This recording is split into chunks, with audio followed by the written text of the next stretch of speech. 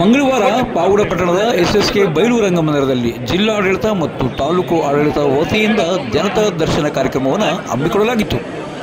ತಾಲೂಕಿನ ವಿವಿಧ ಗ್ರಾಮಗಳಿಂದ ಬಂದಂಥ ಸಾರ್ವಜನಿಕರು ತಮ್ಮ ದೂರುಗಳನ್ನು ಸಲ್ಲಿಸಿದರು. ಈ ವೇಳೆ ಪಾವಗಡ ತಾಲೂಕಿನ ಶಾಸಕರಾದ ಎಚ್ ಪಿ ವೆಂಕಟೇಶ್ ಮಾತನಾಡಿದ್ದು ಹೀಗೆ.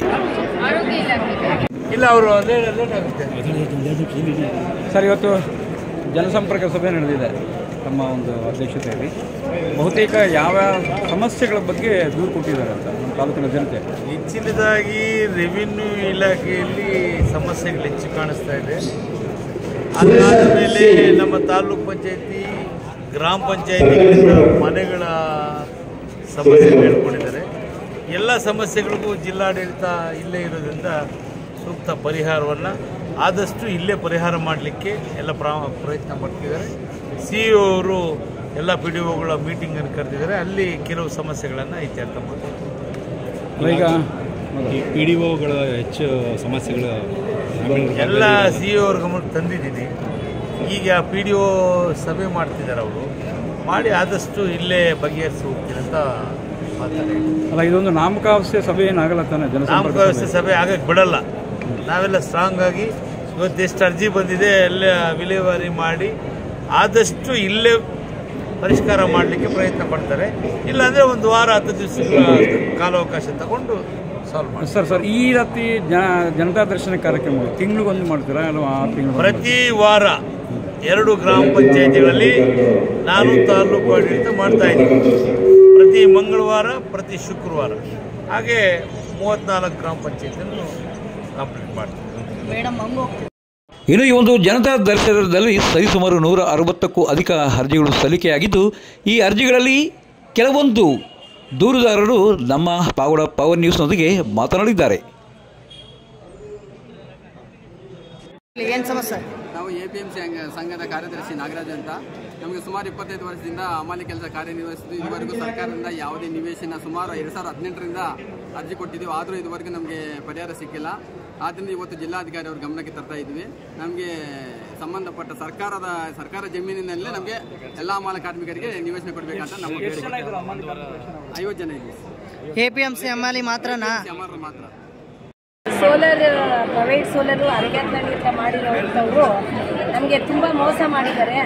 ಅವರು ಏನು ವೈರನ್ನು ಹೇಳ್ಕೊಟ್ಟಿದ್ದಾರೆ, ನಮ್ಮ ಪರ್ಮಿಷನ್ ಇಲ್ಲದೇ ಹೇಳ್ಕೊಂಡಿದ್ದಾರೆ. ಇವತ್ತಿನ ಕೂಡ ನಮಗೆ ಕಾಂಪ್ರಮೈಸ್ಗೆ ಆಗಲಿ ಇನ್ನೊಂದು ಕಟ್ಟಿ ಬಂದಿಲ್ಲ. ಹೊಸಕೋಟೆ ಪೊಲೀಸ್ ಸ್ಟೇಷನ್ಗೆ ನಾವು ಭಾಳಷ್ಟು ಸರಿ ಹೋಗಿದ್ದೀವಿ. ಪೊಲೀಸರು ಕರೆದ್ರು ಕೂಡ ಅವರು ಪೊಲೀಸರು ಕೂಡ ಒಂದು ಕಿಮ್ಮತ್ತು ಬೆಲೆ ಕೊಡೋಂಥ ಸೋಲರ್ನವರಲ್ಲ. ಈಗ ನಮಗೆ ಗೊತ್ತಿಲ್ಲದೇ ನಮ್ಮ ಹತ್ರ ಒಂದು ಸಹಿನೂ ಪಡೆದಿಲ್ಲ. ನಮ್ಮ ಹೊಲದಲ್ಲೆಲ್ಲ ವೈರ್ ಇಟ್ಕೊಂಡಿದ್ದಾರೆ. ಅದೊಂದು ವಿಷಯ. ಮತ್ತು ಪಾವಗಡದ ಟೌನ್ನಲ್ಲಿ ವಿನಾಯಕ್ ನಗರ, ಅದರಲ್ಲಿ ಒಂದು ರಾಜಕಾಲುವೆ ಇದೆ. ಅದು ತುಂಬ ಗಲೀಜಾಗಿದೆ. ಅದು ಸ್ವಚ್ಛ ಮತ್ತೆ ಒಂದು ಬೀಚಿಂಗ್ ಆದ್ರೆ ಮತ್ತೆ ಕರಡಿ ಬಂದು ವಾಸ ಮಾಡಿ ವಿನಾಯಕ ನಗರದಲ್ಲಿ ತುಂಬ ಭಯಭೀತರಾಗಿ ಮಾಡ್ತಾ ಇದೆ. ಅದಕ್ಕೆ ಚರಂಡಿನೂ ಕ್ಲೀನ್ ಮಾಡಬೇಕು ಅಂತೇಳಿ ಇವತ್ತೇನು ಜನತಾ ದರ್ಶನದಲ್ಲಿ ಒಂದು ಅವಾರ್ಡ್ ಬಂದಿದ್ದೀವಿ. ನಮಗೆ ಪರಿಹಾರ ಸಿಗುತ್ತೆ ಅಂತ ಭಾವಿಸ್ಕೊಳ್ತಾ ಇದ್ದೀವಿ ಸರ್. ತಮ್ಮ ಹೆಸರು? ಸುಶೀಲಮ್ಮ, ವಿನಾಯಕ ನಗರ, ಪಾವಗಡ. ಗೋಡ್ಜನಲ್ಲಿ ಸರ್ವೆ ನಂಬರ್ ಬರುತ್ತೆ. ಆ ಸರ್ವೆ ನಂಬರಲ್ಲಿ ನಮ್ಮತ್ತೆ ವಯಸ್ಸಾಗಿರೋರಿಗೆ ಅವ್ರ ಮಾತುಕತೆ ಮಾಡ್ಕೊಂಡಿದ್ದಾರೆ. ನಾವು 5 ಜನ ಗಂಡು ಮಕ್ಕಳು, ನಮ್ಮ ಅತ್ತೆಗೆ ಗಂಡು ಮಕ್ಳಿಗೆ ಏನೋ ಒಂದು ಮಾಹಿತಿ ಇಲ್ದಲೇ ಬರೀ 1 ಲಕ್ಷ ರೂಪಾಯಿ ಕೊಟ್ಟು 12 ಗುಚ್ಚೆ ಬರುವಂಥ ಕಂಬ ವೈರು ಹೋಗಿದೆ. ಅದರಲ್ಲಿ 5 ಎಕರೆ ಇದ್ದರೆ 15 ಸರ್ವೆ ನಂಬರಲ್ಲಿ 5 ಎಕರೆ ಇದ್ದರೆ ಇವತ್ತು ಪಾಣಿ ತೆಗೆದ್ರೆ 4 ಎಕರೆ 38 ಗುಂಟೆ ಮಾತ್ರ ಪಾಣಿಯಲ್ಲಿ ಬರ್ತಾ ಇದೆ. ಏನು ಕೊಡ್ತೀವಿ ಅಂತ ಹೇಳಿದ್ರು ಅನ್ನೋದು ಅವರು? ಅದು ಏನು ಕೊಟ್ಟಿಲ್ಲ ನಮಗೆ ಇದುವರೆಗೂ. ಯಾವುದು ಏನೊಂದು ಮಾಹಿತಿ ಇಲ್ಲ. ಅವ್ರು ಯಾರು ಅಂತಾನೆ ನಮ್ಗೆ ಇದುವರೆಗೂ ಆಲ್ರೆಡಿ ಕಾಮಗಾರಿ ಮುಗ್ದಿದೆ? ಕಾಮಗಾರಿ ಮುಗ್ದಿದೆ? ಕಾಮಗಾರಿ ಖುಷ್ಕಿ ಜಮೀನು ಅದು ಕಾಮಗಾರಿ ಆಗಿದಾ ಇಲ್ವಾ? ಎಲ್ಲ ಆಗಿದೆ. ಎಲ್ಲ ಆಗಿದೆ. ಎಷ್ಟು ಬರ್ಬೇಕು ಅಮೌಂಟ್? ನಾವೀಗ 10 ಲಕ್ಷ ನಮಗೆ ಪರಿಹಾರ ಆದ್ರೂ ಕೊಡ್ಬೇಕಂತ ನಾವೀಗ ಈ ಜನತಾ ಕಾರ್ಯಕ್ರಮಕ್ಕೆ ಬಂದು ನಾವು ಇದರಲ್ಲಿ ನಾವು ಕೇಳ್ಕೊತಾ ಇದ್ದೀವಿ. ಹೇಳಿ ಸರ್. ಸರ್, ಪಾವಗಡ ತಾಲೂಕಲ್ಲಿರ್ತಕ್ಕಂಥ ಜ್ವಲಂತ ಸಮಸ್ಯೆಗಳ ಬಗ್ಗೆ ನಾವೊಂದಷ್ಟು ಜಿಲ್ಲಾಧಿಕಾರಿಗಳ ಗಮನಕ್ಕೆ ತಂದಿದ್ದೀವಿ. ಉದಾಹರಣೆ, ಈಗ ಪಾವಗಡ ತಾಲೂಕಿಗೆ ಬೈಪಾಸ್ ರೋಡ್ ಇಲ್ಲ. ತಾಲೂಕು ಅಂದರೆ ಪಟ್ಟಣಕ್ಕೆ ಬೈಪಾಸ್ ರೋಡ್ ಇಲ್ಲ. ಕಿರಿದಾದ ರೋಡು, ಜನಸಂದಣಿ, ಅಪಘಾತಗಳಾಗ್ತಾ ಇರ್ತದೆ ಒಂದು. ಎರಡನೇದು ಬಂದು ಕೆಲವು ಸರ್ಕಾರಿ ಸ್ವತ್ತುಗಳನ್ನು ಭೂಕಬಳಿಕೆ ಮಾಡಿದ್ದಾರೆ.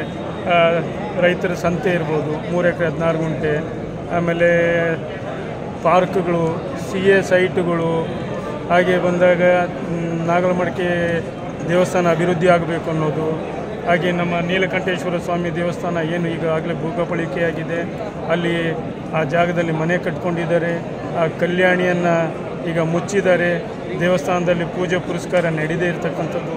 ಈ ಥರದ್ದು ಸಾರ್ವಜನಿಕವಾಗಿ ಅಂತಂದರೆ ಸಾರ್ವಜನಿಕರ ಪರವಾಗಿ ಹಲವಾರು ವಿಚಾರಗಳನ್ನು ಜಿಲ್ಲಾಧಿಕಾರಿಗಳು ಗಮನಕ್ಕೆ ತಂದಿದ್ದೀವಿ. ಮುಖ್ಯವಾಗಿ ಈಗ ಅಧಿಕಾರಿಗಳು ಸುಮಾರು 10 ವರ್ಷ ಇಲ್ಲೇ ಬೇರೂರ್ಕೊಂಡು ಕೆಲಸ ಕಾರ್ಯ ಮಾಡದೆ ತೊಂದರೆಗಳಾಗ್ತಾ ಇರೋದ್ರ ಬಗ್ಗೆಯೂ ನಾವು ಜಿಲ್ಲಾಧಿಕಾರಿಗಳು ಗಮನಕ್ಕೆ ತಂದಿದ್ದೀವಿ. ಜಿಲ್ಲಾಧಿಕಾರಿಗಳು ಈಗ ಸಂಬಂಧಪಟ್ಟ ಅಧಿಕಾರಿಗಳಿಗೆ ಡೈರೆಕ್ಷನ್ ಕೊಟ್ಟಿದ್ದಾರೆ, ಸೂಕ್ತ ಕ್ರಮ ತಗೊಳ್ಳೋದು. ನೀವು ಎಲ್ಲ ಸಮಸ್ಯೆಗಳನ್ನು ಲಿಖಿತವಾಗಿ ದೂರು ಸಲ್ಲಿಸಿ? ಲಿಖಿತವಾಗಿ, ಹೌದು, ಲಿಖಿತವಾಗಿ ದೂರು ಕೊಟ್ಟಿದ್ದಾರೆ. ರಾಮಾಂಜನವರು ಒಕ್ಕೂಟಗಳಂತ ಇದೆ. ಆ ಒಕ್ಕೂಟಗಳಲ್ಲಿ ಕಚೇರಿ ಇಲ್ಲ. ಸ್ವಲ್ಪ ದಿನ ಅಂಗನವಾಡಿಯಲ್ಲಿ, ಸ್ವಲ್ಪ ದಿನ ಶಾಲಾ ಕಟ್ಟಡದಲ್ಲಿ, ಪಂಚಾಯತಿ ಕಟ್ಟಡದಲ್ಲಿ ನಾವು ಕಾರ್ಯಕ್ರಮಗಳೆಲ್ಲ ಮಾಡ್ತಾ ಇದ್ದೀವಿ. ಬಟ್ ನಮ್ಮದೇ ಆದಂಥ ಒಂದು ವ್ಯವಸ್ಥೆ ಇರಬೇಕು ಅಂತ ಕಚೇರಿ ವ್ಯವಸ್ಥೆಗಾಗಿ ಅರ್ಜಿ ಕೊಡುತ್ತಾರೆ. ಎಷ್ಟು ನಿಮ್ಮ ಸಂಘಗಳಿದೆ? ಒಂದೊಂದು ಪಂಚಾಯತಿಗೂ 60-50 SID ಇರುತ್ತೆ ಸರ್.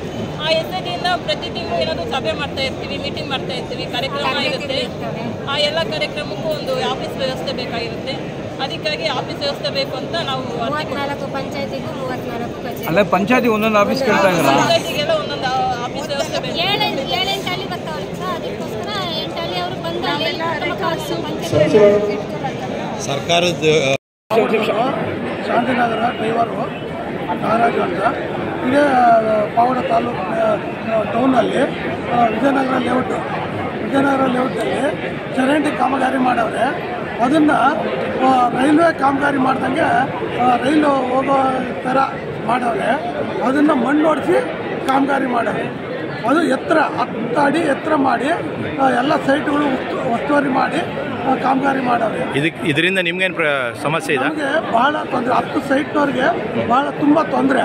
ನಾವು 10 ಸೈಟ್ನವರು ಮಣ್ಣು ಹೊಡ್ಸ್ಕೋಬೇಕಂದ್ರೆ ಕನಿಷ್ಠ ಅಂದರೆ ಒಂದು 1000 ಲೋಡ್ ಮಣ್ಣು ಹೊಡ್ಸ್ಕೋಬೇಕು.